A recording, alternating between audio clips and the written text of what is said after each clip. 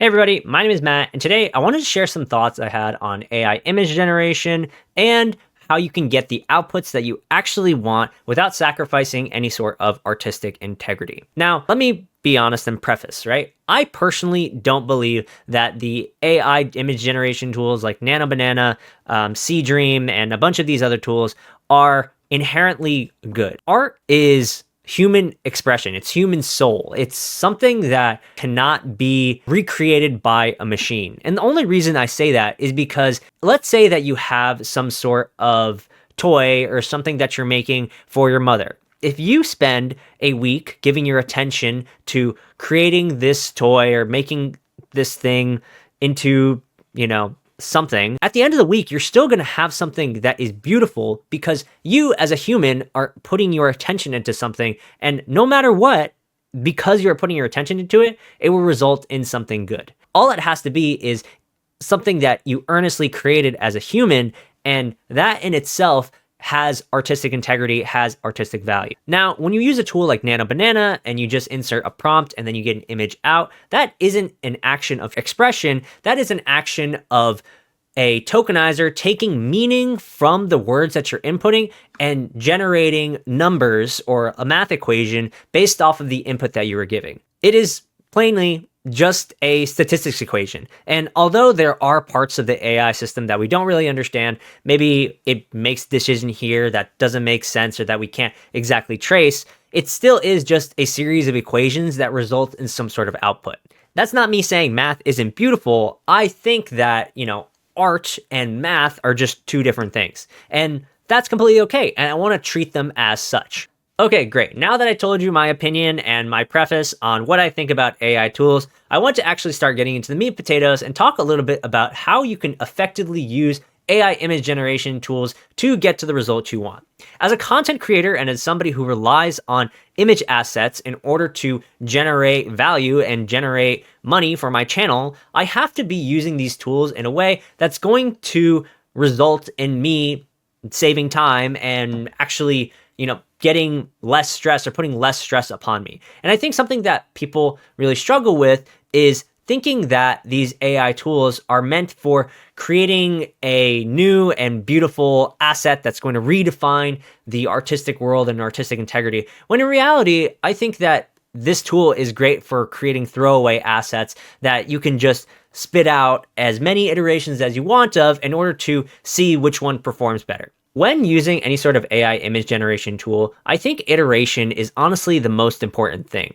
Something that I personally find to be a really great and useful tool is this thing called T3 Chat, which allows me to do just that. Generate a bunch of images all at once, iterating over and over and over to see what the best outcome is. And from my prodding and trying to generate images for an AI hackathon about yin and yang and how to balance, two different sides of what AI is, I was able to get to this image output over here after about 10 or so image generations, right? And that's what I want you to really remember when you're using AI tools like this. This is about the cheapest and the fastest way to get to a result without having to spend the time actually thinking about and really understanding the underlying artistic reasoning why you're doing this thing. I think for me, right, if you look at this fish over here, it is believable enough that this is a koi fish and this is a koi fish as well.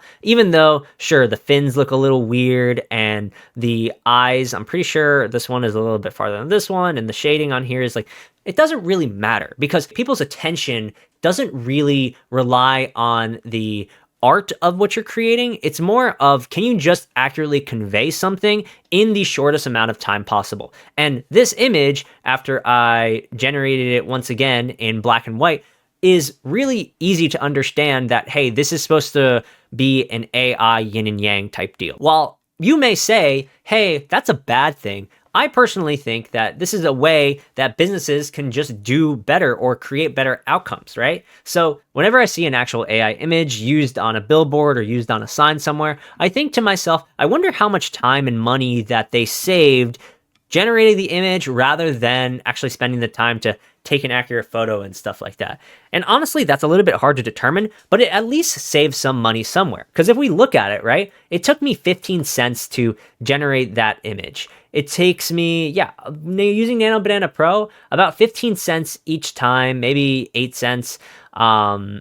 To generate an image every single time. And if I think about the amount of time it would have taken me to draw and create this image, I'm obviously creating an arbitrage where I'm making more money using an AI tool than I would actually spending the time to draw out and sponsor somebody to make this image for me. And I think that this is just the way that AI tools and AI in general is going to move forward. As somebody who understands this tool, I'm going to be able to use it in a more effective way, create better outcomes for myself, and the people who don't use this tool are going to be left behind and sadly not be able to keep up with the amount that I'm going to be able to generate, right? And that's essentially the equation that I want you guys to be on the right side of. The part of the equation where, hey, you understand, of course, there is artistic integrity and things that are beautiful still exist, and that's like something that is a human's job. But if you just need to convey some sort of idea or some sort of thought, you can use AI tools like this in order to generate them. So let's dive a little bit deeper into the technical ways that I actually generate images and assets for my videos. I think that the best way to do this is to be really clear on what the image looks like in your head, and then just try explaining it as if you were explaining it to a friend. But you also want to make sure that you have some keywords in there. Let's say, for this image over here, I wanted to say, make the color grade metallic and make this image stand out a little bit more because these colors felt a little bit flat. And for something like this, which is like a Claude Code thing that I created, I said, create me a thumbnail asset. And a thumbnail asset, most likely, whenever you say the word asset, right, is going to be something where you can just pull it out and put it into somewhere else.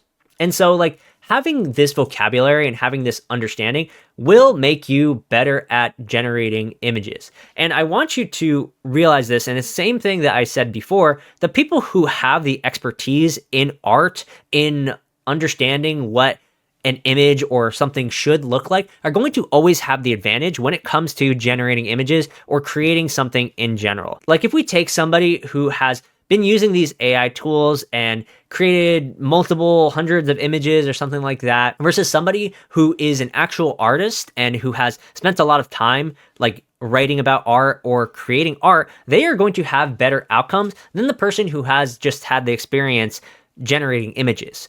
The actual skill doesn't come from the ability for you to prompt. It comes from the ability of you having the breadth of knowledge required to say the right keywords and say the right things that will make the AI understand exactly what you're saying. And I want to show you, some examples of that. I had some, AI images that I wanted to generate, and I really, really wanted to highlight that I wanted the image type to be in the Sin City, in the black and white, really bold and thick lines art style. And it came up with this sort of image, but when you look at it, you can see that these scratches and these marks and everything like that actually don't really make all too much sense. And it just becomes like a hodgepodge mess of cross-hatching, and it just, in my opinion, looks fake, right? And so this is something that I really think that people shouldn't care about, but when you understand how things should look, me personally, I always get a little bit frustrated when it doesn't output the actual thing that I wanted to output, right? And so like that's just I think a problem with AI image generation in general. It won't be able to get veins and these things properly done because, as you can see right here, I do not believe that this vein goes all the way down like this. And also these over here, I believe, aren't overlapping the same way. At least mine don't look like that. So in general, if you want to get better at AI image generation, you should spend more time thinking about art and thinking about how to communicate art to other people. Whether that be opening up a book and actually reading how anatomy and how like the physically things should look like for when I was generating this arm, or just discussing and talking more about art with other people. I think one of the greatest examples of this is somebody like Steve Jobs taking a typography class to help him make better fonts for Macintosh. There are certain rules when it comes to artistic things, and if you learn them, you can definitely use them and enhance what you're generating currently. Remember, each of these image generations takes about 20 to 30 cents each and every time. You got to make sure that the outcome of value that you're getting out of this tool is higher than what you would have gotten otherwise if you had hired an artist or if you had really taken the time to like create something yourself. Because again, AI image generation is not for artistic integrity and creating something that is actually genuinely beautiful. It's just for conveying intention or the gist of something in a quick and fast way. And I don't want you to conflate that. And I just want you, as somebody who's interested in AI image generation, to also get the best outcomes. And I hope this video helped you out with that. My name is Matt. Thank you so much for listening and have a great rest of your day.